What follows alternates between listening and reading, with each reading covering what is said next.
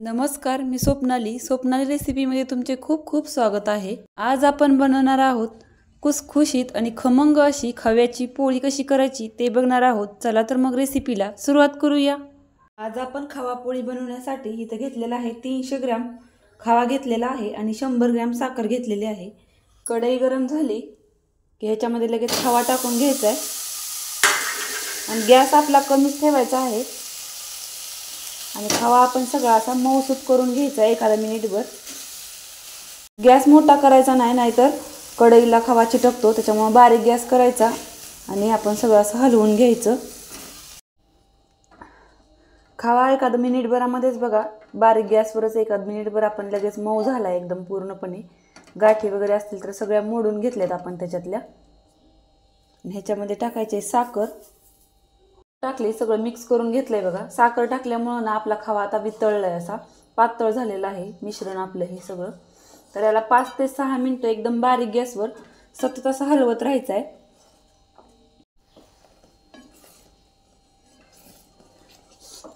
बघा 5 मिनिटं झालेली आहेत आणि एकसारखं आपण सतत ह्याला असं हलवत राहिलेलं आहे, त्याच्यामुळे अजिबात खाली कुठेही चिटकलेला नाही।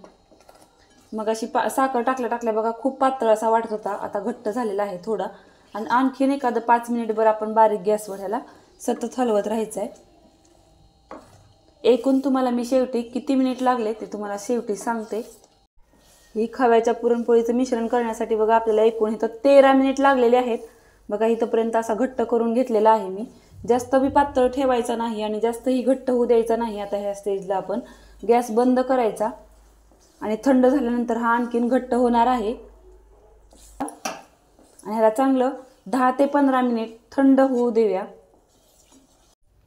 कढई गरम आहे तोपर्यंत आपण 1-2 मिनिटं ह्याला सतत असं हलवत राहायचं आहे, नाहीतर खाली चिटकून करपण्याची शक्यता असते बघा। बघा पूर्ण असा आपला रंग सुद्धा आलेला आहे, लालसर रंग आलेला आहे खव्याला। की आपण गॅस बंद करायचा आणि खवा सुद्धा आपला घट्ट झालेला आहे। थंड झाल्यानंतर आणखीन घट्ट होतो। त्यासाठी लागणारं खव्याचं मिश्रण करत होतो आपण, त्याच्या अगोदरच पीठ सुद्धा मळून ठेवलं होतं आणि पीठ बघा खव्याचं आपलं मिश्रण ना थंड होते पोळीसाठीचं, तोपर्यंत आपण ना पीठ चांगलं मळून घ्यायचं आहे। म्हणजे एकसारखं करून तेल लावून याला मऊ करून घ्यायचं। गव्हाची कणिक असेल किंवा मैदा असेल जास्त घट्टही मळायचा नाही आणि जास्त सैल नाही ठेवायचं, असं मध्यमच ठेवायचं आहे बघा। तर चांगलं आपण एकसारखं 2 ते 3 मिनिटं आपण ह्याला तेल लावून मळून घेतलंय।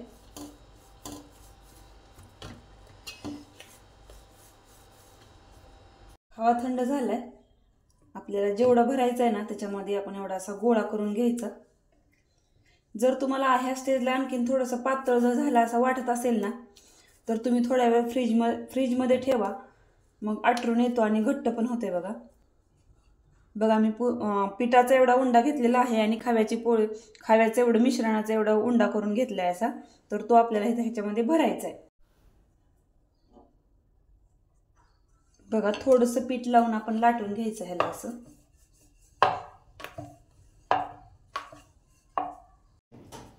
थोडीशी चपाती अशी लाटून घेतली आपण आणि त्याच्यामध्ये आपण हा खव्याचं मिश्रण ठेवायचं आणि आपण पुरणाचा कसा हुंडा भरतो ना तसा ह्या पद्धतीनेच आपण भरून घ्यायचा बघा। आणि जे वरचं एक्स्ट्राचं पीठ निघतं ना थोडंसं ते काढून घ्यायचं।